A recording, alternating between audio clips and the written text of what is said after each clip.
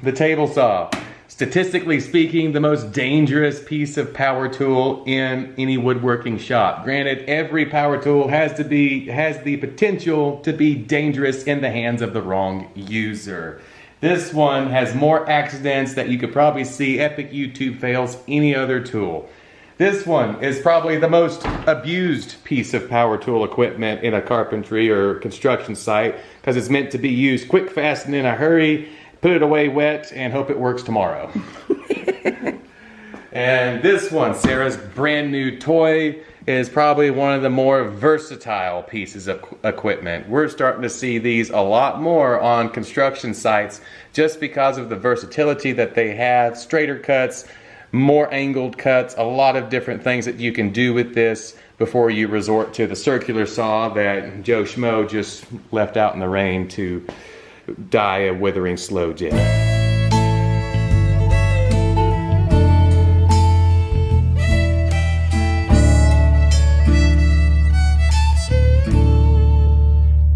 Alright guys, welcome back to the channel. Today we're going to bring you an unboxing video. This is the Kobalt 7 1/4 compact sliding single bevel miter saw.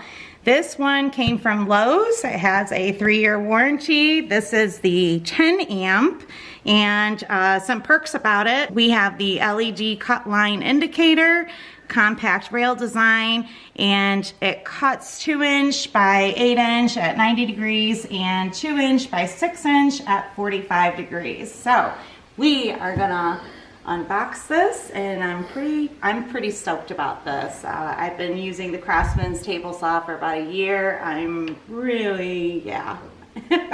We gotta open this thing, so let's get started. So this is like, you know, being a kid at Christmas.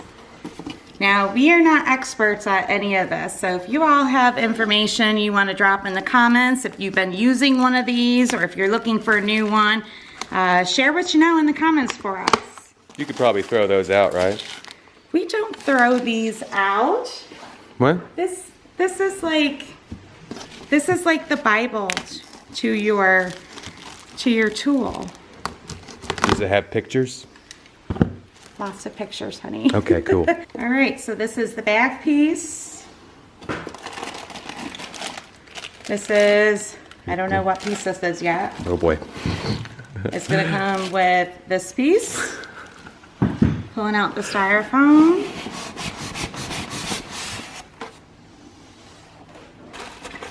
All right, Mr. Muscles is pulling it out of the box for me.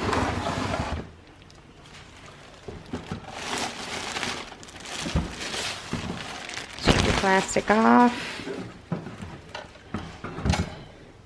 All right, now that we've got everything pulled out, we already pulled out the styrofoam and everything, and we'll get to that in just a second. The instruction manual actually has you starting with all the outer little pieces first. So this is the miter handle, and this piece is going to slide right into here. What this piece does is, if you look here, you have all of these notches. So all of your common angles, like your 30-degree angle, 45-degree angle, okay, everything will have a notch for it, okay? If you're doing a very intricate angle and there's no notch, that's where the miter handle is going to come into play.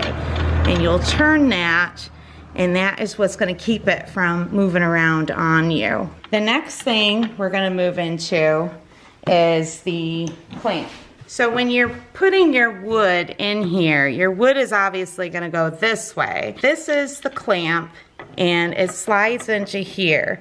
And that's what this piece will do for you, is it'll lock your clamp in, and it'll hold your wood down. Because from this point to the other side, there's an identical one on the other side here, okay? You're not supposed to have your fingers here because you're getting way too close to the blade and you need your digits. So the clamp will prevent you from needing to put your fingers there. So here is the dust bag, and you want it so that the zipper part is facing down, and it has basically this clamp. So if you squeeze these, you'll be able to slide the dust bag on and lock it where it needs to be. So your unit came in a transport storage setup. So we basically need to unlock the unit now. This is the cutting head right here. So we're going to just simply push this down slightly. This pin, we're gonna pull this out and it releases your cutting head. And this is how you're gonna get that styrofoam and the cardboard that was right here. You'll be able to pull all that out. Okay, next we're gonna go ahead and unlock the slide carriage. That's what this piece is known as, slide carriage. So you're going to, oh, it's already undone. Yep.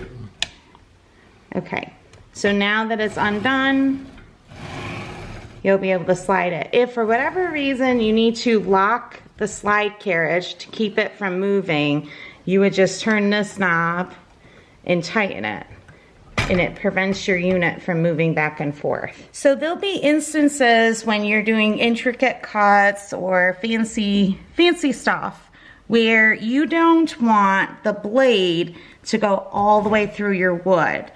And to stop the blade from cutting all the way through, that's what this knob right here is. We're gonna lower this knob. When I push this down, it's not gonna go all the way through your wood. If you want to cut all the way through your wood, make sure this is flush. So when the knob is all the way up, you're gonna be cutting literally all the way through your wood. This particular unit is a single bevel, okay, which only means that it's going to turn in one way.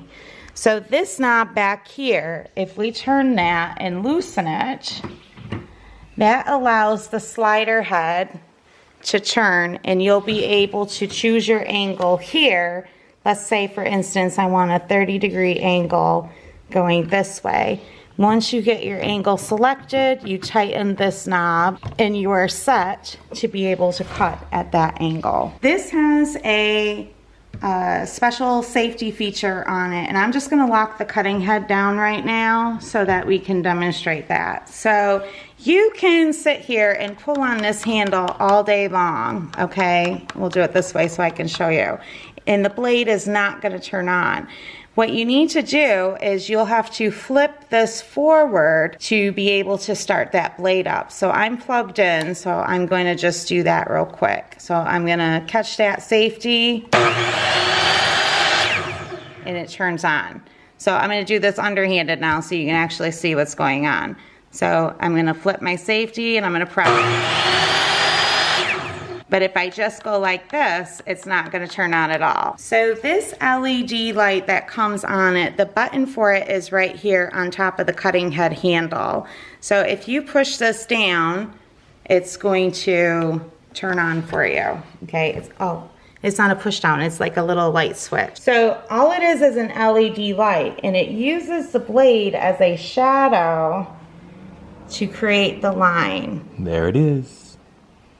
Okay, so before you start cutting, you'll be able to line things up as you go. All right, we're gonna go over blade change next. So this unit is still set to slide. So I'm gonna lock the sliding head by turning that knob. Now I'm gonna take the blade wrench. The blade wrench does two things here. It's actually going to take this bolt off for the safety mechanism, your blade guard. The other side, the Allen key side, is going to basically remove the blade. So we're gonna start by taking the guard, okay, and it'll pop like that. It'll come right off. When that guard moves, then you can access the bolt for the actual blade. But before you do that, the blade lock is this button right here. If I let go of the blade lock, it spins. But if I press the blade lock in, there it is. Now it's locked. You'll have to hold that button in while you are undoing the bolts. So this is reverse threading. So instead of your typical lefty-loosey, righty-tighty, you're gonna be going the opposite way. So you're gonna be turning it this way to undo it. And then we're gonna go to the left to tighten it. There we go. Reverse threading. So before you all goof up your blade and your bolt, don't forget that part. I'm going to let go of the blade lock, and there you go. I'm not actually going to take this off because I have no need to change it right now. And then we would need to slide this piece back right here. Trying to do it one-handed. And then I'm going to use my Phillips side, and you just tighten that back up. There is no reverse threading on that. That is back on, and now your safety guard's back where it needs to be.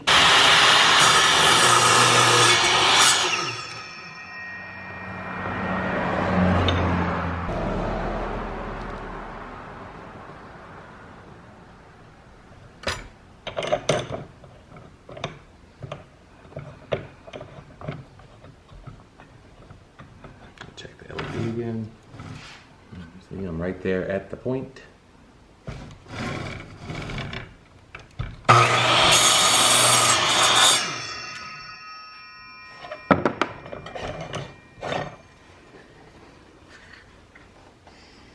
That's really awesome. Look at what I did.